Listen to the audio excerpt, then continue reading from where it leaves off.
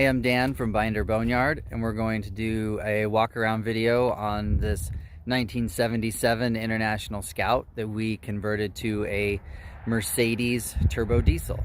And I just want to note that this build was on a pretty tight budget. Not everybody has, several thousands of dollars for these engine conversions. So this one will be what we consider a lower cost build. It's still expensive, but it comes in under what a lot of the other conversions come in at. So some of the things that we did on this build are a little bit lower end.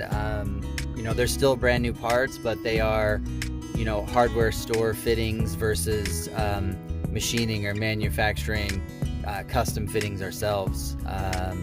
You'll see some other things along this video that we could have done differently, but for the sake of cost, we did it the way that we did it.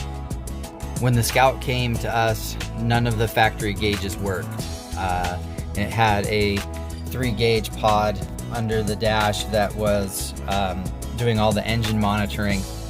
And we got all the factory gauges working correctly, and then just utilized that mount for the ISPRO pyrometer, boost gauge, and then we left a voltmeter in there to kind of just keep an eye on things. Even though the factory ammeter does work, the voltmeter reads as well. So dash is fully functional again. You can see that the Mercedes fits in there nicely. This is a 5-cylinder OM 617 out of a 1983 300D car. It has a Toyota 5-speed out of early 90s 4Runner, all coupled together with the Doomsday diesel adapter. Champion radiator, dual pass, electric fan. Even though, like I said, it was a budget build, we tried to use the new parts and whatnot. Universal hoses, not my first choice, but again, for the sake of cost savings. We didn't skimp on gauges or important things. We have a very good clutch, the 10-inch Tacoma clutch, CV drive shafts, brand new CVs, fresh batteries, good cables. Everything is put together. New fuel lines across, new power steering hoses, new oil cooler.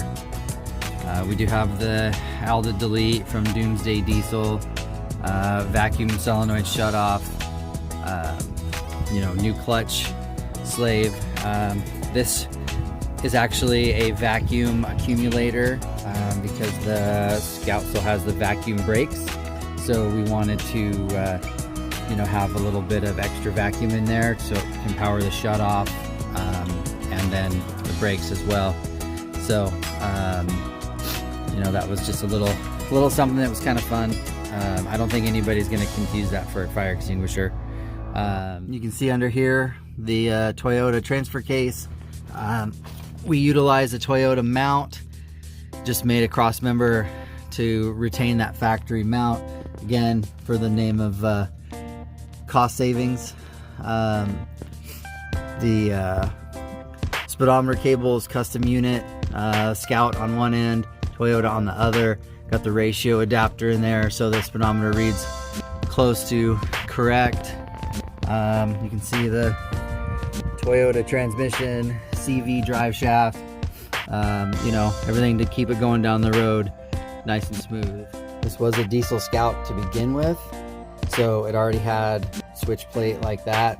We just were able to re-utilize it. A little bit cold because I'm sitting here talking, but still fired right up. Gauges work like they're supposed to. Oil pressure's on its way up.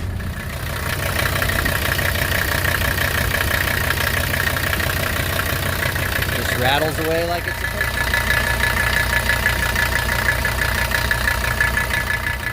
And then the vacuum shut off. Kills it right down. So there you have it. That is the walk around on the 1977 Mercedes Diesel Scout conversion by Binder Boneyard. Again, done with budget in mind. More about durability and longevity than fancy high-end go fast parts.